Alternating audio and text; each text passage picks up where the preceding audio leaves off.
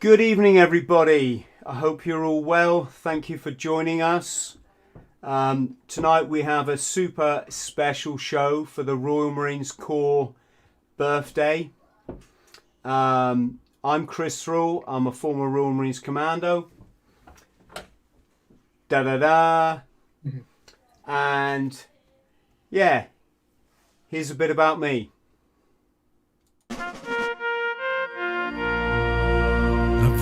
Channel. I guess I'm one of these people that likes running. It's always really kept me on the straight and narrow. In October 2018, former British Royal Marine Chris Thrall set out to run 999 miles across the United Kingdom to support the Baton charity and raise awareness of issues surrounding veteran mental health and veteran suicide.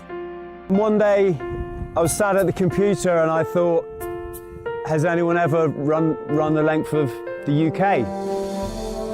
And I came across one guy that had done it, and his story had been written up in a newspaper. I thought, do you know what? I'd really like to do that. Not just for the run. In fact, the run was probably the least part of it. I was more interested in setting myself such a challenge, spending time on my own, and camping in a sort of an idyllic spot every night, or at least that was the plan. So I thought, yeah, I'll run the length of the UK. So I decided I'm going to run solo, as in just myself. I'm going to be unsupported, as in I'm not going to have a crew with me. I'm going to carry all my own equipment so I can camp as and when I need to, and I'm going to run an ultramarathon a day. And just as I decided to do that, and just as I started to get my equipment together, I popped a disc in my spine. And it was next to kidney stones. It was the most painful thing I'd ever experienced. I phoned my surgeon and I just begged him, is there any way you can kill this last bit of pain? He gave me a swift operation. I still had significant back pain. I had brain damage from all the medication that I'd had to take when I was in extreme pain. I put them to my partner and said, should I really be doing this? And she said, Chris, you'll do it. And that was it. To see her belief in me at a time where I wasn't even sure myself, that just told me, yeah, I will, won't I? I'll do it. A big part of it was I wanted to show people what the human body and the human mind's capable of. How if you set your goals, you should just follow them through and not let anything or anybody deter you. There hasn't been a single footstep I've taken on this journey that hasn't been thoroughly enjoyable. I'm going to do it for a veterans charity. I want to raise awareness of this alarming rate of suicide we've got amongst our veterans at the moment. If I have to crawl an ultramarathon a day, that's what I will do. I wanted to put the message out there to veterans who are struggling as I had, that there's always a light. So long as you look within, you dig deep, change maybe a few of your paradigms, be prepared to change, you can achieve anything.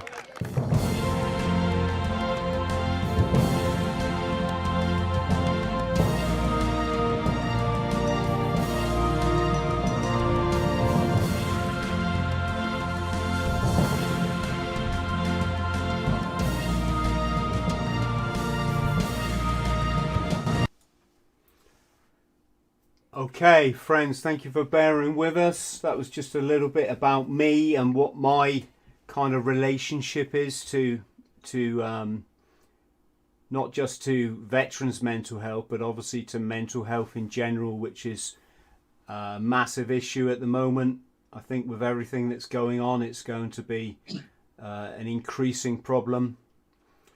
So thank you for joining us tonight. I have an amazing guest. Company Sergeant Major Tony Phipps and I go back a long way. This is a man who's lived about 20 lifetimes in one. Tony never ceases to amaze me. He's always on the ball. He's always smashing it. He's always working towards his goals. But also, I think, like many of us, he's had challenges. Tony's seen a lot of combat. And the reason I've invited him on the show tonight is that he's come up with an amazing app, hopefully to support veterans who are struggling. So let me just show you a bit about Tony.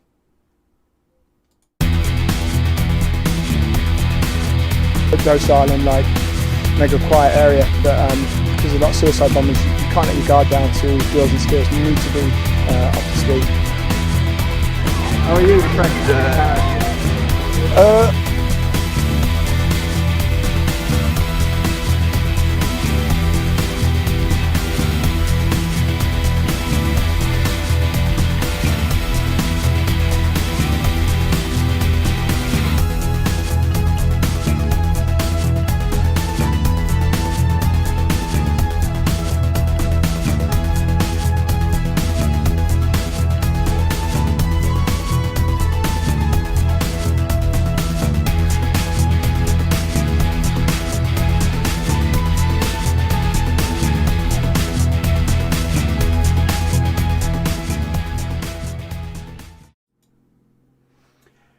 Tone, how are you, mate?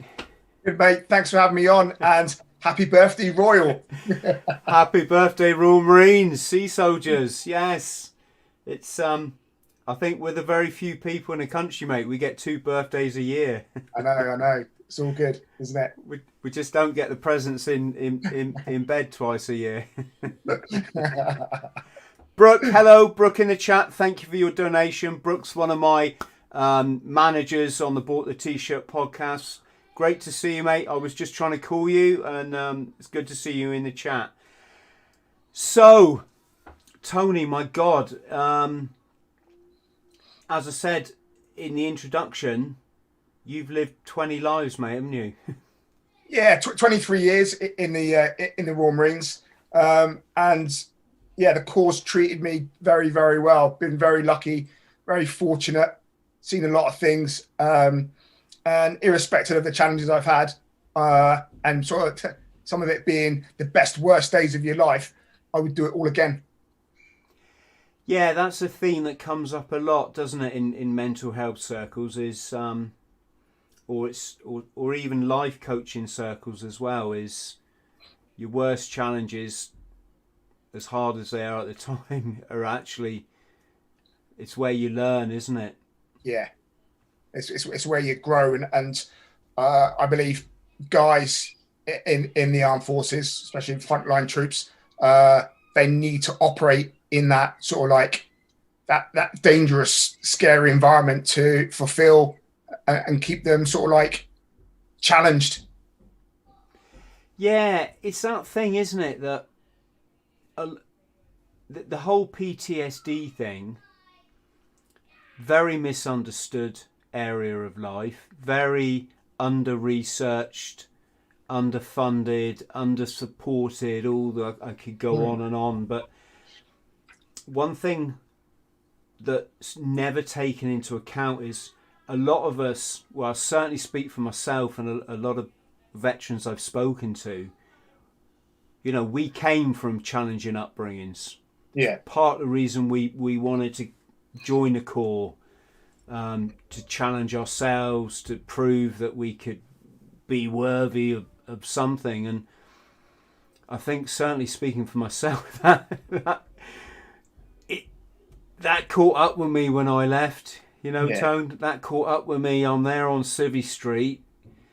It was my choice, but you'd had that umbrella over you. You'd had the salary 24/7, 365, healthcare, excitement, a team you could rely on, and then suddenly you're in Civvy Street, and the rules change, don't they?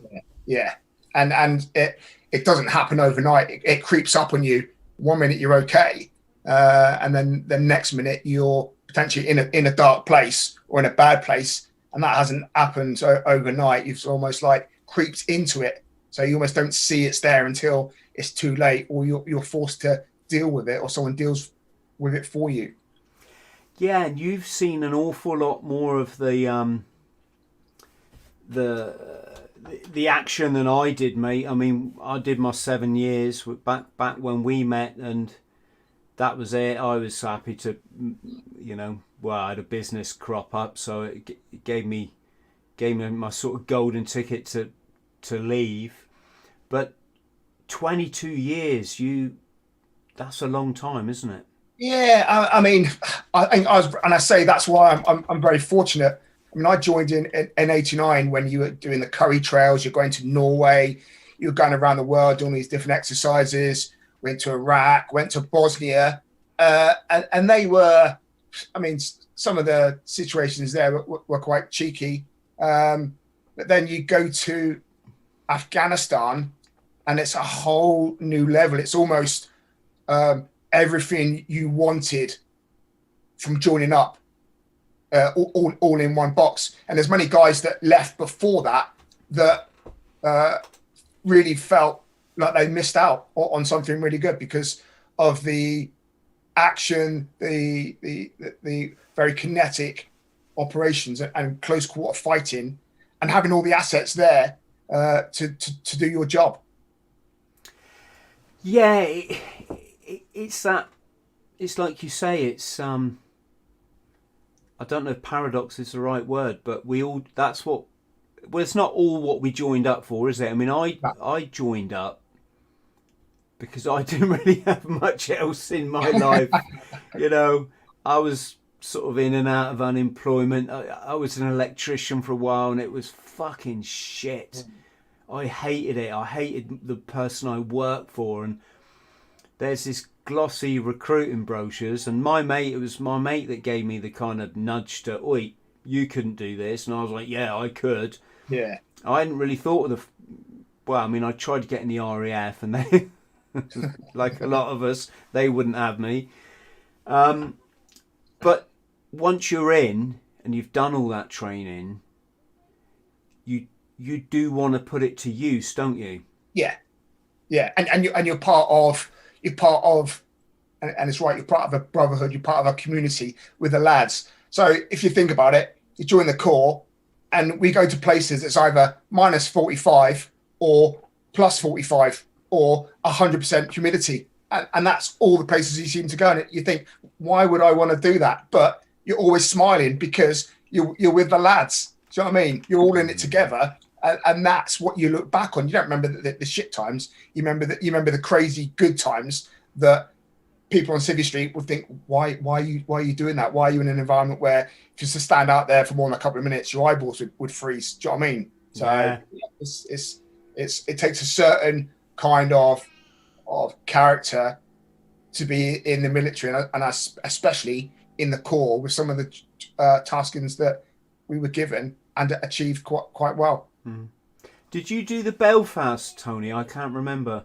No, I didn't know. All right, because that was my. What can you say? When I was in training, and they said choose which unit. I went 4-2 are going to Northern Ireland. I want that one, right? Because, and I think part of the reason was, if I was going to be in the Marines, I wanted to do the job at least once in my life. I wanted to have that experience. But then I met people. I won't say their names, but I know that Stevie V, who was ML, that was also SBS, and I bumped into him in the pub, and we were in Belfast together, and that was a lot went off on that tour, Yeah. I mean, it was a real eye-opener. It was just a freaking eye-opener. Things going bang quite regularly. I mean, we were bombed, we were mortared, we were sniped at. We lost Gilly, obviously, in a very short space of being there. But then I bumped into Steve in the pub, and he's like, Sierra Leone, Chris. That's where it was happening. he said, if you think Belfast was hectic, he said Sierra Leone. He says you wouldn't. He said it was everything you joined up. And so when you say Afghanistan, I can believe it. Can we just peel back to your air defence days, because I'm reading this book at the minute, Don't know if anyone can see that. It's Afghanistan, the Bear Trap. Yeah. It's by a Pakistani gentleman called Mohammed Yousaf. Yeah, Mohammed Yousaf. And it obviously he's writing about the Soviet invasion of Afghanistan. Yeah. The Mujahideen were the rebel fighters who fought against the Soviets. I say rebel, I mean they obviously lived in Afghanistan. But they were separate from the government, if I understand it right. They had the government troops, then you had Mujahideen. That's right, yeah. Heavily funded and controlled by America through their CIA. CIA providing with Stinger missiles. Yes, Yeah. that's what I wanted to say, because they talk about the blowpipe, that the British tried to sell the blowpipe to the Mujahideen. Yeah. And apparently it was really shit. Yeah, and it was a shit idea probably to try to sell them. And I used to teach air defence, as did Pete Harvey, who's listening tonight. And he'll back me up on this. We struggled to get the guys to fire blowpipe when it first came out. So trying to give it to a Afghan Mujahideen to try and fire with a 2-page instruction book, no chance whatsoever. You needed a certain skill set and maintain it, whereas Stinger was fire and forget, fire off the shelf and fire and let go. So for our friends at home, Tone, what's the role of air defence? What do they do within the Royal Marines? Air defence was provided low-level air defence for 3 Commando Brigade. So that enabled us to move forward with commando companies or provide support for direct actions or support HQs at that low level, integrated with army units of what was then Rapier. So it seemed like a good draft. You got to do a lot of stuff, didn't you? Yeah, it was a fantastic draft because in reality, we'd always have air superiority. So the chances of us, although we did in the Falklands, used it in anger and we had limited success with that, the chances of us being properly deployed in that role was very slim. The Americans, we'd always piggyback off the back of them during operations, and they would always have air superiority. And the air defence systems that would integrate on operations as well would supersede that. So in effect, we would probably be used for helos popping up here and there, but never come to fruition. So the reason why it was a good draft is because we would end up having more of a GD role. So yeah, it was good. Yeah. So again, for our friends at home, Air Defence Troop were based down in Plymouth. Yeah, down at Stonehouse. Yeah, they were kind of very much, what can I say, like a force of their own, you know. Very insular, looked after each other, and good bunch of guys that would, once you're an air defender, you dip in and out, but you was always an air defender and invariably come back to the troop. Did you get to go to the jungle with Air Defence, Tony? No, I didn't, but they had a cracking time out there. In fact, I did a Brunei with them, which was, which exercise was that? It was the one that 40 did, Brunei. But it was a cracking time. And it's kind of, things got really real, didn't they? Round from Afghanistan, we started to lose.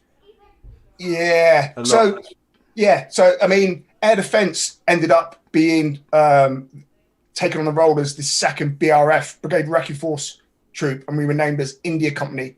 And the role was fantastic. Load of WMICs going out into the desert and basically having free range to find enemy targets down in the Garmasir area. But I suppose the challenge was when we wasn't doing that, we were up in Lashkar, which is the capital of Helmand, and that was a different environment. So you were patrolling around the town in snatch, Land Rovers, which weren't having good press because they were seen as not providing enough protection. And we had a UK government organisation within our camp that would tell us how many suicide bombers were in the area at any one time. And even if there was 6 or 7, you were still going out on patrol because you had a job to do and you couldn't let that stop you. It's serious, isn't it? It's yeah. It's funny it's just funny, isn't it? What British soldiers. I'm talking about soldiers because they're the boots on the ground. I'm not trying to dismiss the other forces, but I remember our last few weeks in Belfast, and you'd made it that far. Everyone was looking forward to going home. And then we got this bit of intelligence through that the IRA, I don't think this is accurate at all, but the intelligence was the IRA had bombs in every other lamppost, IEDs. Yeah. And I remember my last week in Belfast, I just walked down the middle of the road. I literally walked down the middle of the traffic, still like moving from side to side constantly in case of snipers. Yeah.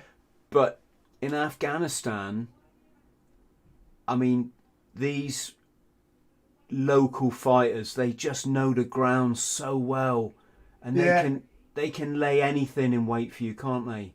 It's that, but it's also they're not afraid of dying. So I remember one brief that we had, and we were told, I know there's 4 or 5 suicide bombers within town, and I think a guard had caught one or managed to disarm one that had a weapon, but he had, and this was quite a common theme from the suicide bombers that come up from Pakistan, he had 10 kilos of plastic explosives wrapped around him with ball bearings pushed in.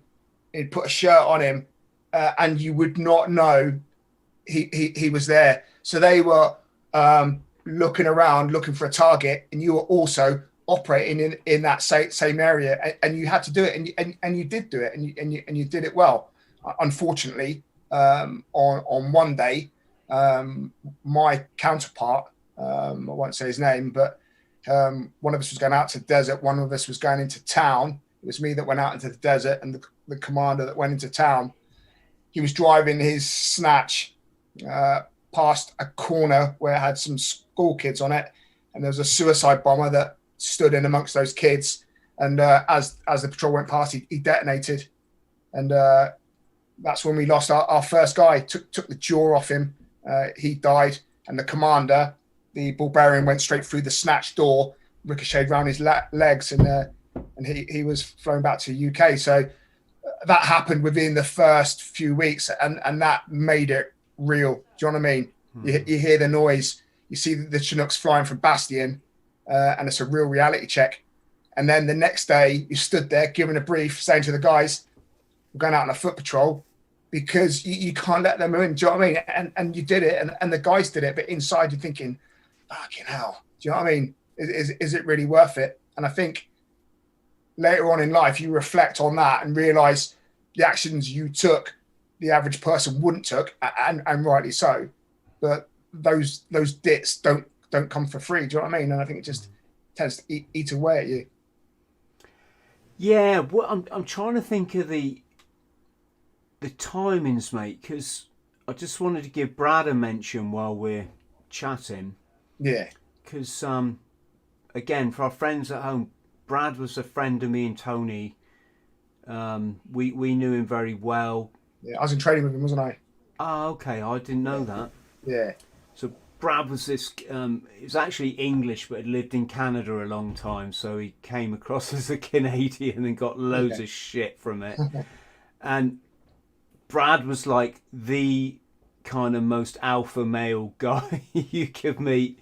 And the thing I used to love about, well, I actually went and stayed with his family in Canada for about 3 weeks. Okay. I was going to go with Brad, and at the last minute, he went to see his wife at the time, who was a model in Florida.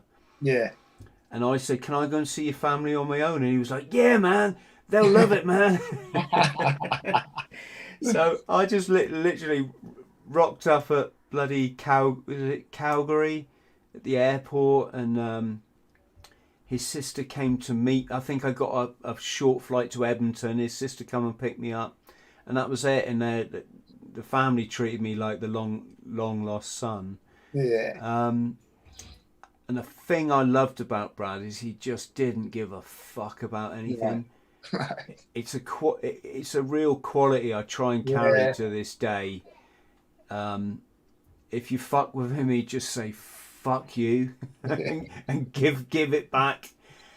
And then of course I remember you telling me that Brad's dead, and he'd been killed as a security, what do you call it, private security.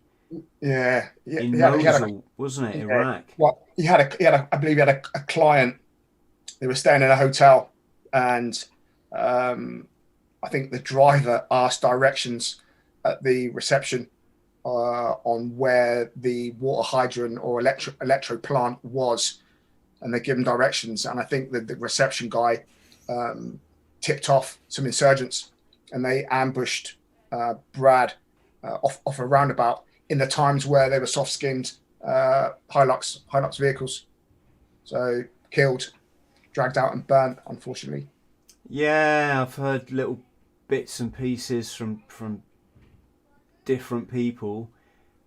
Again, for our friends at home, so they were leading a client to this what was it? Was it a what was it, like a petrol plant or something, or I think it was an electro plant. I think the client was going to go and do a survey there, and Brad's was going to give them protection for the day while he was there, and it just seemed like a routine patrol. But it's poor drills like that that basically got them killed. Yeah, and he was with another former Royal Marine.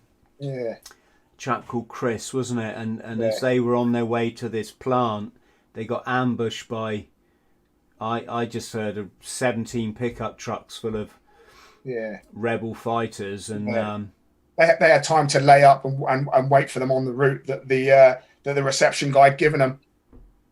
Yeah, and I heard that Andy or Brad, they cut them off, and the client was okay. And the two of them were shot dead. Yeah, unfortunately. Yeah, God, that was a shocker, mate. You know. Yeah, it's almost a reality check to highlight how fragile life is. I mean, you know as well as I do, he was the life and soul of the party, and to go like that makes you realise, I mean, how fragile life is. Yeah, it was insane. Yeah. I mean, don't get me wrong. You, it's not like these things aren't a possibility. Of course they are. If you live by the sword, you know, what does it say? Live by the sword, die by the sword. It was just that it was Brad. He was just such a face.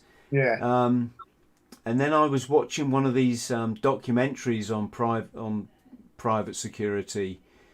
I think it was centered on Blackwater, right? Yeah.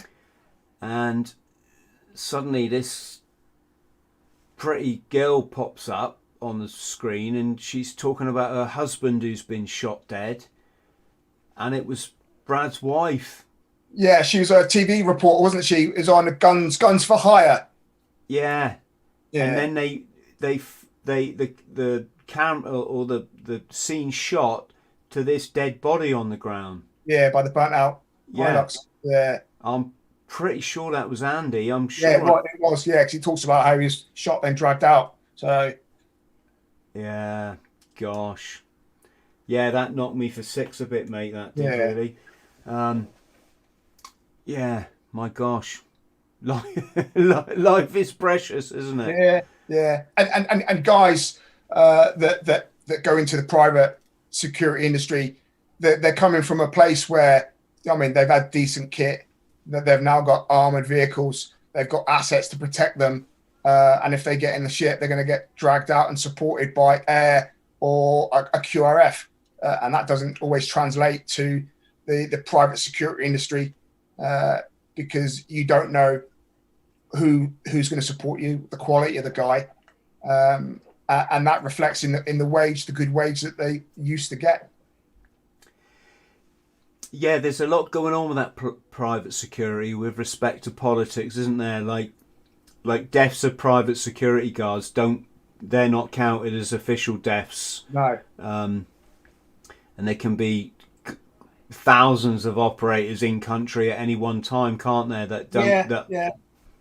Yeah. Well, if you remember, I set up helped set up MSS Go Global, and we would audit private security companies, and we audited them for the American embassies in light of the Benghazi incident where the ambassador got killed. So it's not a good place to be. But guys will chase the money and always will. Yeah, that's the thing, isn't it? When you leave and you've got this set of skills and you've got to pay your bills. Yeah. And some contract like that comes up, or the anti-piracy contracts, and they're paying the piracy thing in the initial days, it was paying like 500 quid a day or something. Yeah, I was on 550 a day when I first started it. Bet you all thought you were going to be millionaires by the end of the bloody 2 years. But the savvy guys knew that would be short-lived, and it was. Yeah. So going back to Afghanistan then, Tone, you lost some good mates, didn't you?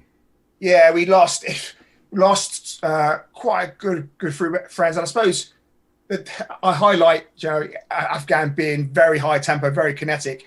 And one thing that stood out is we had a bomb disposal guy come over, and I remember having scram with him and him saying, "Okay, that's a different level here."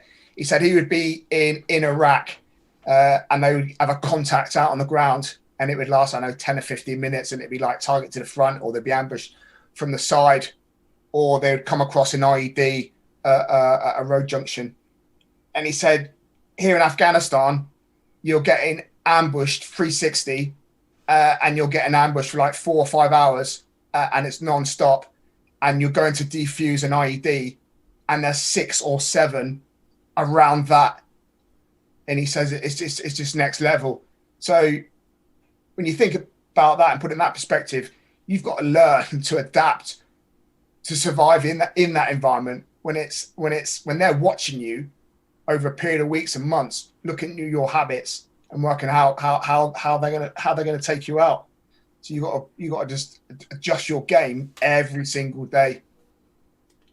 Yeah, I don't know if I should say this, but it's almost like it's a battle you can't win, is it? I mean, yeah, exactly that. The Russians found that out. Yeah. This book's amazing. It's saying how, if let's just say a Western fighter gets injured on the battlefield, within 20 minutes they're Kazovac, they're on a chopper, they're receiving world-class healthcare, and then within 24 or 48 hours they're back in the UK or back in the United States in a top hospital, right? And they're all on, all the right drugs, morphine or whatever. These Mujahideen, they knew if they got tagged, they just had days of agony. Yeah. Strapped on the back of a bloody donkey or something while they were taken across the desert, and then the healthcare was pretty rubbish at best. Exactly. They might have to have their limb amputated with no anaesthetic or whatever. Yeah, but they'd be seen as a hero and they'd accept that. Do you know what I mean? It's just like it wouldn't faze them. Yeah, it's really interesting, this book, mate. Have you read it, Tom? No, I've not read that. I've read The Bear Come Over the Mountain, which I think is a similar one, which talks about Russians and Mujahideen operations. Yeah, it's saying how the Mujahideen, they didn't like what we would call stealth operations. They didn't like, say you plan to blow up a bridge or a tunnel. They weren't up for that. They just wanted to full glory charge at the enemy and die and get their virgins or whatever. Exactly. Yeah, fascinating. Mm. And to anyone watching, that ninth company, Nine Rota, I think it is in Russian. I did a little reaction video to it a few weeks ago. That is an amazing film to watch about the Russian Afghanistan conflict. But Tony, sorry, back to you. So it's funny, isn't it? Because it's funny what perceptions we have of people. Because I would have said you were like, you know, made of titanium. But of course we're not, are we? We're all human. And stuff catches up with us. And I only really realised this for, I think you did a podcast with someone and you talked about this. Yeah, I suppose, I mean, I was quite lucky in the Corps. I got treated well. I do myself as successful. I left the Corps, helped set up a very successful company. And then overnight, I experienced probably for the first time failure, which knocked me for six. So I wasn't performing well in the business. So put that to one side. My marriage ended, which surprised me. Mum passed away, and it was just like the first time that I'd experienced any kind of real failure. Looking back on it now, I probably learned more from failure than I have from success. So where I'm at now, I welcome what lessons I've learned from that. But I couldn't understand why, because when things have gone wrong, slightly wrong in the past, and you'll be the same, like in the Corps, you find a solution, you deal with it, sort it out, and you move on. With this situation, I just could not work out what was going on, and I was starting to go downhill in many areas. So, and it wasn't until I made the decision to take responsibility for myself and stop and think, like, what's going on? I took myself to Holland to this retreat that worked this group work, and we identified that I had, through what I'd seen, one of those things was an Afghan policeman raping a 12-year-old boy, and I part that compartmentalized stuff, which bootnecks and servicemen are really good at. That stuff, when you park it, doesn't disappear; it festers, and yeah, it started to rise to the surface. So, yeah, rule number one: take responsibility for your own mental health and identify where you are, and don't ignore it. Because if you do, it comes at a peril to yourself and those loved ones around you, which is important. What did you study on that course, mate? It was basically identifying what the trauma was and basically releasing it, so you weren't carrying that load. So the best way I could describe it is it was the equivalent of trying to stand in a swimming pool with a basketball and then push it down underwater. The more you push it down, the more resistance it is, and at some point it's just going to explode out the water and the ball's going to smash you in the face. So people were seeing what I wasn't seeing. I was doing some group work talking about the stuff that was happening in Afghanistan with no real reaction, and people were saying that's not right. When you look back at it, and that's what I say, when you reflect on the things that you've done, the things that you've seen, it come at a mental cost. So, but yeah, we take things on the chin, don't we? That we just think it's normal. I've been the same. My travels around the world. I got kidnapped in the jungle in South America once, right, by two drug dealers, and man, it's pitch black in French Guiana. It was in the jungle on a road in the middle of the jungle. These two guys got out with knives, and these guys suddenly got all paranoid and thought I was a copper, and they pulled out these fucking rusty knives, right? And I fought them off, Tone, right? I fought them off because they wanted my camera. They thought I was, I was a copper or something, right? And here's the stupid thing. This is like bootneck for you. that's Marines to people at home. Like, I have my photos on my camera, you ain't having them, right? They're my travel. Yeah. And I You thought, haven't died, then give it up. yeah. And I just got my camera and I chucked it into the jungle so they couldn't get it. And then I fought these guys, and I had a knife in my pocket, and it was just freaking ridiculous. I mean, it could have gone so wrong. I mean, it didn't. So I'm, hindsight's a wonderful thing. But to me, that's just like, that's life. That's kind of normal, right? And I remember I told this story at a party once, and it didn't get the reaction I thought it would. No. I think it scared people. Yeah. So, but mate, there's a question up on the ticker tape there about asking how the partner felt being in the forces, because they'll be going off to training soon. I suppose in the core, when you're on operations, communication back with your loved one actually fills a gap for them, and often that the partner at home feels more trepidation because they don't know what's going on. So when I was married and I'd been scrapping down in Garmecia, and then I get back and speak to the wife on the phone, you would just say, yeah, just been down, operations down south. They wouldn't know what was going on.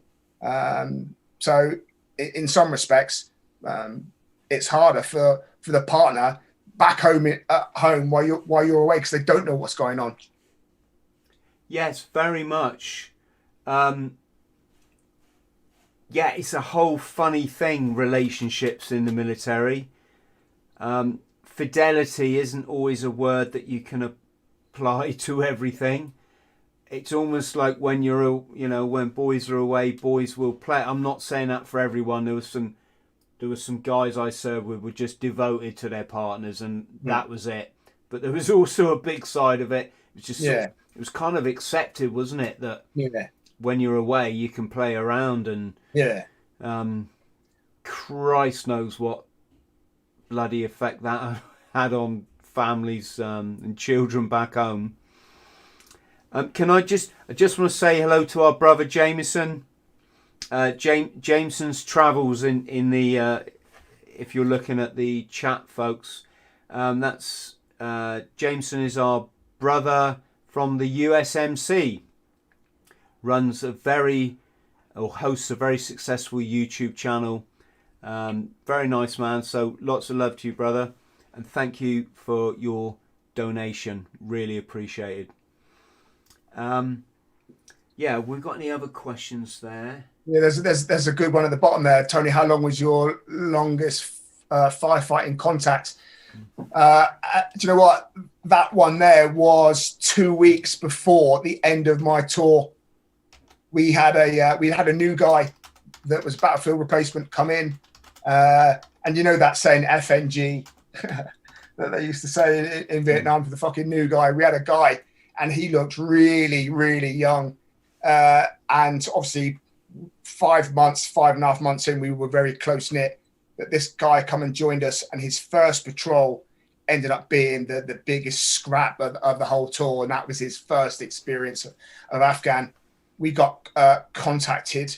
We went into a place called Babaji, and it was really nice compounds, which is an indication that it's a high developed heroin poppy growing environment. And basically, we got lured in to a center of a village, and when you're out there, your senses sort of like are really heightened. So you're spotting stuff that's abnormal within the normal. So when you get that prickly hair feeling on the back of your neck, you trust in it. So I remember moving forward to a village and seeing some guys, some women sort of like running to one side. So I said to the guys, let's get out of the vehicles and we'll walk through. So all the guys stepped out of the vehicle, put my binoculars up, and looked into the village and saw a flash, and an RPG slammed into the wall beside me about 10 foot, knocked my binoculars to the floor, and we were in contact. I remember at just after midday, and we broke contact at half past 6 that night. So in contact constantly for 6.5 hours. Now, try to call in an Apache, but some guy had stood on a mine further up near Goresh, so there was no support available there. So we just had to fight our way out. We finally got the Apache, but we'd been there long enough to know, do you know what? If you just start vittling up or firing up the ground where these insurgents were firing from, you're going to lose the trust of the local population, and that started to play a big part in it. I was about to leave, and as a unit, if you leave after pissing off the locals, they're not going to tell you if, and there's an IED down the road there. So they call that courageous fire. So I didn't call in any sort of like rounds to help us get out, but we fought our way out to the desert, and that was like 6.5 hours. So, jeez. Yeah. Did you ever get to the point you might need a resupply? Yeah, well, we did resupply. We did resupply once with our other sort of like split call sign that was in a village a couple of clicks further south that had no contact whatsoever. So we had everything, and they had nothing. We moved out to the desert, and then we moved into an area where we had very little mapping.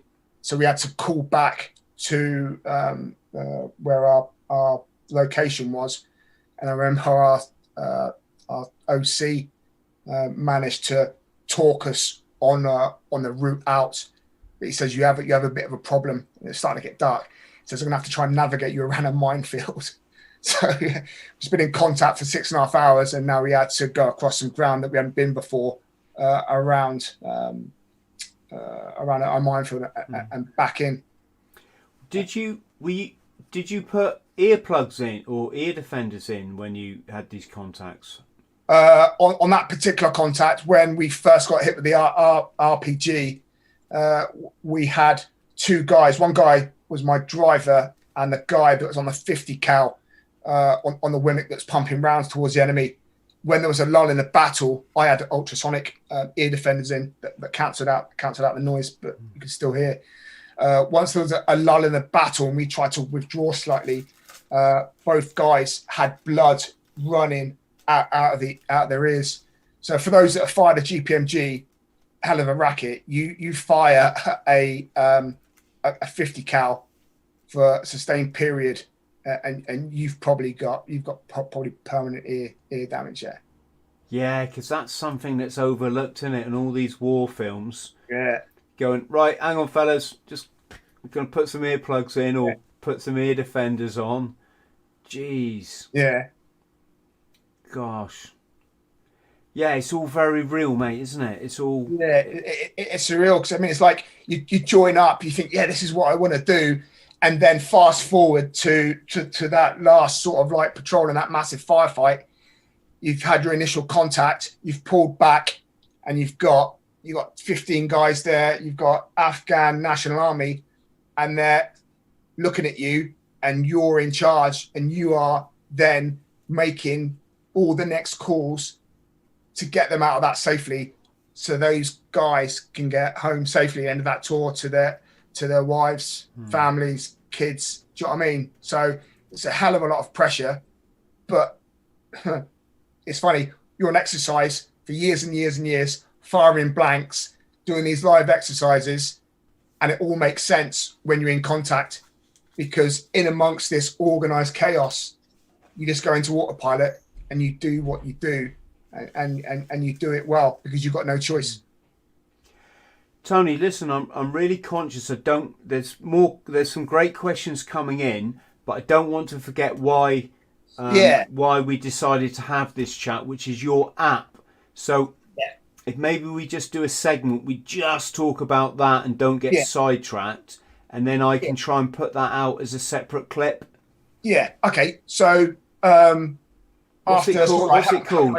It's called Man Down UK. And basically, through my challenges and understanding what charities do, I'm not about to put a slag charities down, but some charities during the COVID period furloughed those guys, and the support wasn't there for them. And I think the best measure of the support that guys need is getting the feedback from them. And I understand, and guys are starting to understand, as I said before, it starts with taking responsibility for yourself, because there is help out there. So what I did is, I've had 3 situations now where I've had to do almost like an intervention.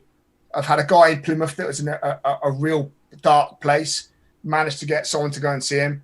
But I've also had 2 guys that were on the verge of suicide and managed to do an intervention on them by getting someone to them. So I thought, you know what, if I could sort of like create an app that everyone could put on their phone, and you know what, potentially never ever use it, but have that emergency call button there to use if they couldn't reach out to someone, then if I could save one life, then it's worth its weight in gold. So what I did is got together with a guy and produced an app that has other supporting agencies. So I lead on a group called Dudes and Dogs. It's a support group where guys meet up, different dog groups, and you go out for a chat about what's going on.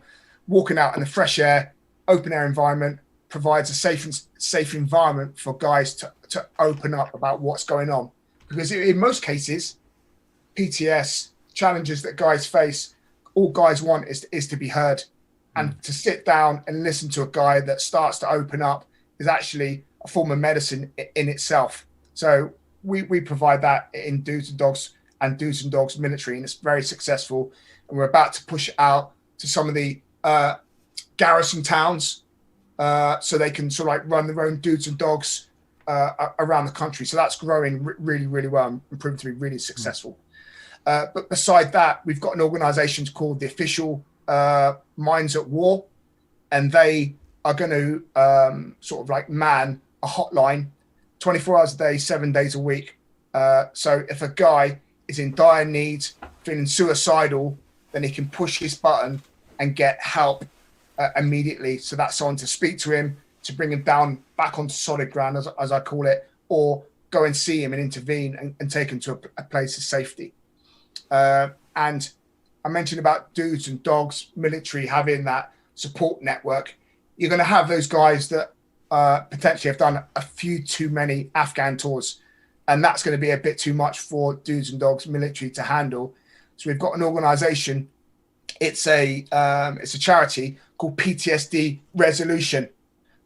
They, if we recommend them, or if you reach out to them and you're in a really bad place, they will take you on and give you counseling quick time and support you really quickly. And that is if you're a serving member, if you're forming serving, if you're former serving and you're in prison, or if you're on the street, they will support you. So that's that high level of counseling for guys that have potentially complex PTS. And the next level is an organization called Forces Online.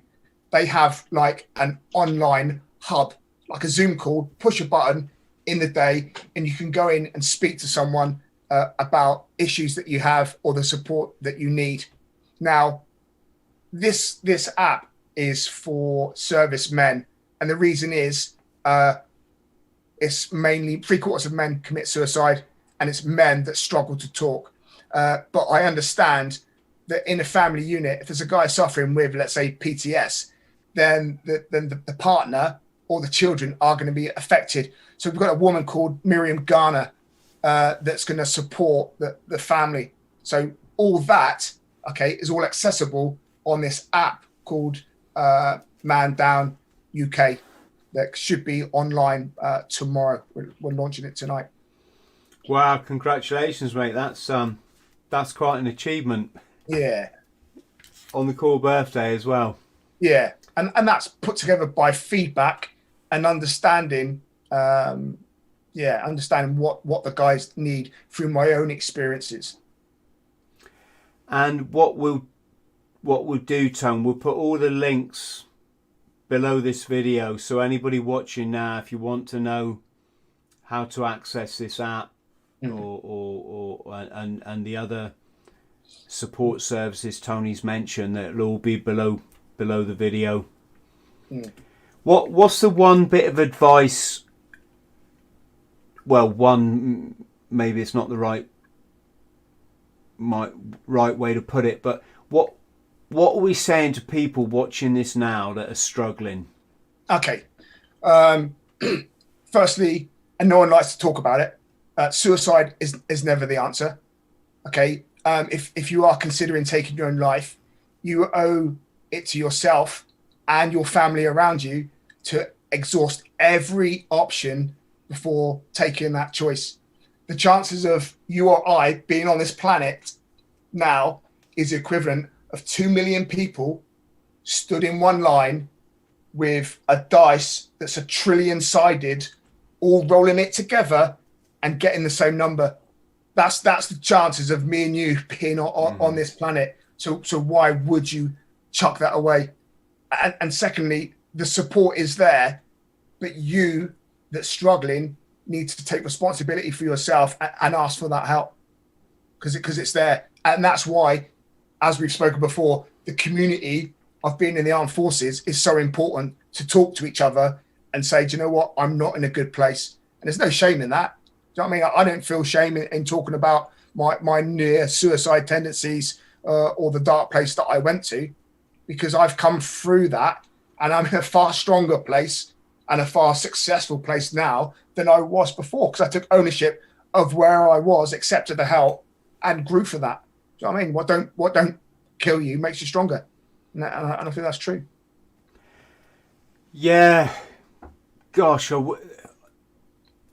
it's like there's things I want to say, but I don't really know how to phrase them.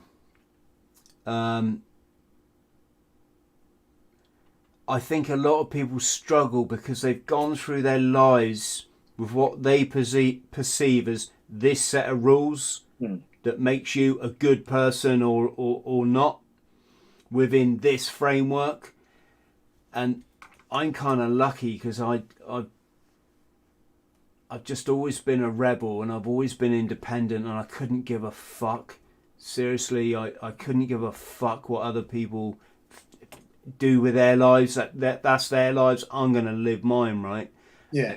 And that's not to say that I haven't been to some bad places, but even at my darkest point, I'm still like, fuck off. The doctors give me this load of medication.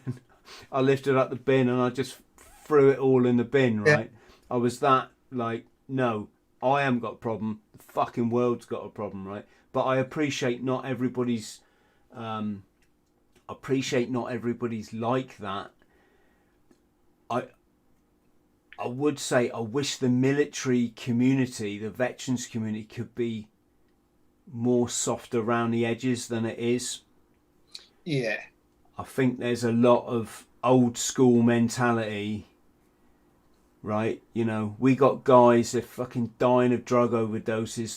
They're drinking themselves to death. That happened literally last week. I've had my two best friends now, one of them a veteran, drink themselves to death this last couple of years. And, you know, people have got to get the bug out their ass and realise that veterans, we have problems too, you know, and it's fine to fucking talk about it,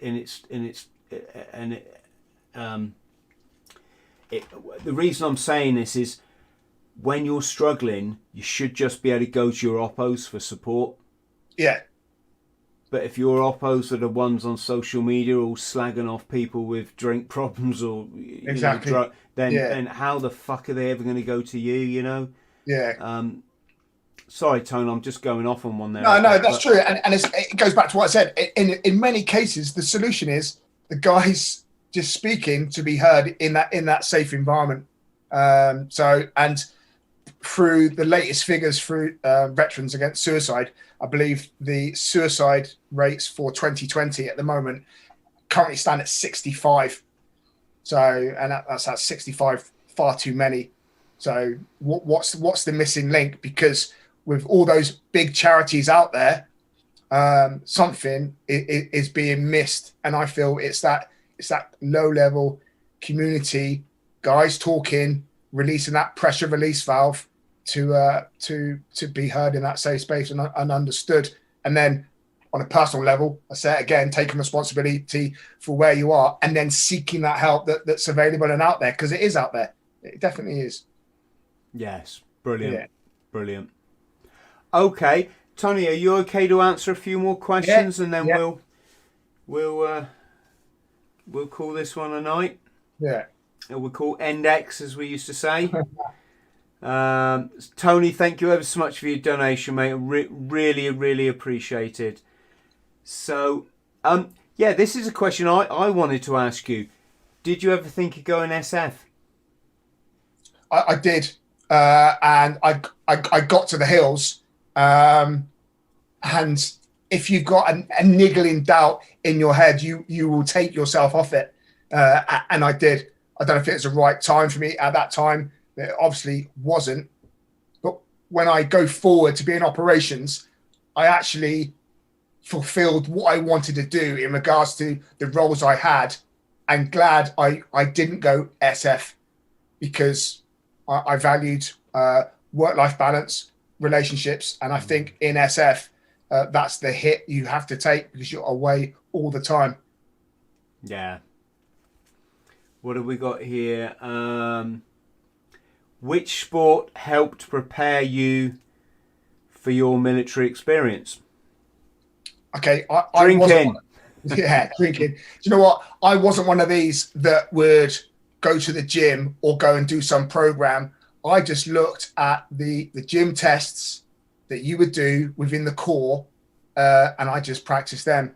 So I ran, I did press-ups, I did pull-ups, and I would just do you press-ups, pull-ups, running, burpees, and the stuff that you were told that you'd be tested on in your PRC. So no weights and just that, and that's what got me through. Yeah, I get asked a lot by young people, especially like on Instagram. Chris, I want to do the PRC, or I've passed. What should I do? And I just say, do what they tell you to do. Yeah. That's it. They will tell you what you need to do. If you're getting measured on how many pull-ups you do, then practice doing pull-ups. Yes. Impulse. And you don't even have to really do a huge... I mean, you have to basically be able to run a bit and do the pull-ups that they ask you. And the reason I say that is I did hardly any. Probably to my detriment. I just joined up. I think I ran around Burrator Reservoir about like 6 times or something. And sometimes it's best going in blind as well, sometimes, because you don't know what to expect, and you just, depending on your character, you just deal with it, don't you? What was your hardest bit in training? Did you have a commando test that was like particularly hard? I found Tarzan Assault quite hard. I don't know why. I think it's because it's such a blowout from start to finish.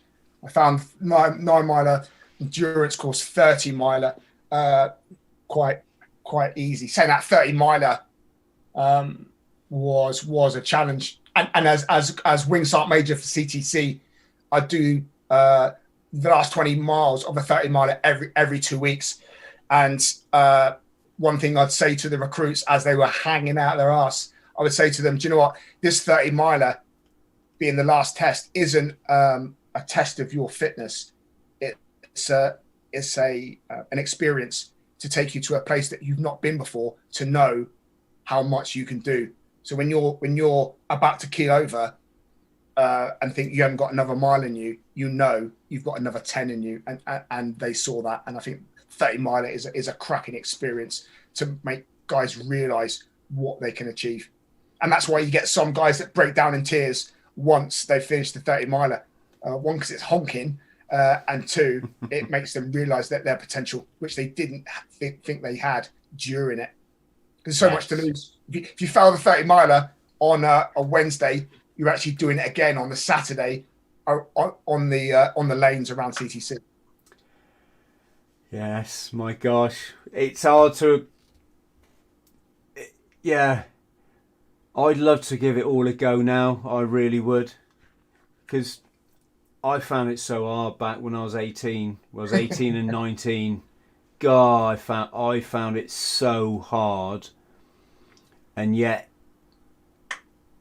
I find running so much easier now. I don't know about having all that soaking wet webbing on and doing the endurance course, but I would love to give it all I'd love to give it all another go. Yeah. So, Christopher, wow, massive thank you. Very generous donation there. Really much appreciated. It all helps the channel. Yeah, nice one, Christopher. So, what else have we got here? I think we're about there. Oh, all right. One last question then for Tony. What are the best trades in the Royal Marines? Oof, trades. I suppose it depends what your goal is, isn't it? In our day, you would want to stay what's known as GD as much as you could, which is general duties, where you didn't have a trade, but you were sort of like front line doing everything that you joined up for. But if you wanted to be a mechanic, then I suppose a mechanic would set you up for when you leave the corps. So I suppose it depends on what your long-term plan is. But most guys have a plan on doing something and then end up just joining the corps for the experience and the trade and tools that they get on a personal level enables them to do most things when they come out and be successful. Yeah. I think looking back, with my mindset now, which is obviously easy to do, gosh, you'd have to go SF. I don't know if that's because of all the TV programs that they do now about that sort of stuff, but I reckon getting pinged for a SIGs course if you didn't want to do it must just be, it's almost like getting sent to prison. I'm not saying it's a bad trade. I'm sure signalers, absolutely wonderful guys and girls, but if it's just that thing, isn't it? If you don't want to do something, I wouldn't mind getting sent on a ship, which I was lucky to have done. Yeah. But to go on a course that I didn't want to do, or to be a chef, it's just that thing, isn't it? It's like not what you joined up for, but it kind of is. It is kind of what you joined up for, because it's all the trades in the Marines. So, yes, right. Tony, thank you for your donation. I can't remember if I said thank you, but so kind. Brooke is helps me manage the channel. Can I just say thank you, massive thank you to Tony Phipps RM and Chris RM. It's a long time since I was an RM, but I do appreciate that, Brooke. Thank you. Yes, absolutely great. So, to finish off, Tony, massive thanks to you, mate. Much love to you and yours. You've just shown us all a side of the military that probably most people are never going to hear about. Massive congratulations on your mental health app. Let me know if there's anything I can do to promote it or whatever, or come back on the show and whenever you need something done, just let me know. Thanks for having us on. Pleasure. So what I will say is, Tony, don't stay on the line, because I'm going to play all my outro stuff, but I'll give you a bell tomorrow. To everybody at home, thank you for the donations. Thank you for tuning in. Thank you for supporting the channel. If you can like and subscribe, brilliant. And that leaves me one thing to say, which is happy birthday to the Royal Marines. Thank you, Tony. Bro. Cheers, thank you. Cheers. Bye. Hello, friend. I hope this finds you well. My name's Chris Thrall. I'm a former Royal Marines commando, and I fought my way back from chronic trauma and addiction to live, work and travel in 80 countries across all 7 continents, achieving all of my dreams and goals along the way. Now I pass my simple system on to other people, but I can only help you if you like and subscribe. So please do so, because you get one life, and if you live it right, one is enough.